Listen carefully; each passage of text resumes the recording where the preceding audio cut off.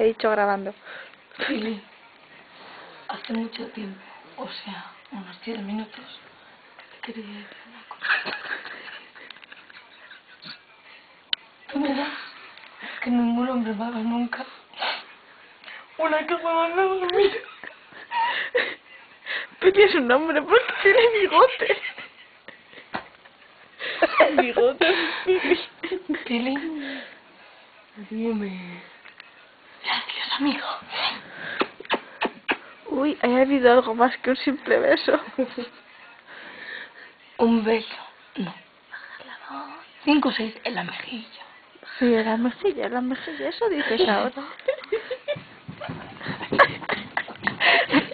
Se folla las camas. Pili se folla las camas. Pili se folla las camas.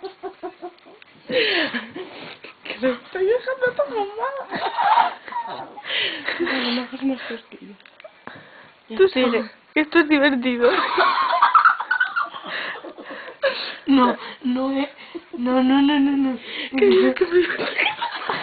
¿Qué?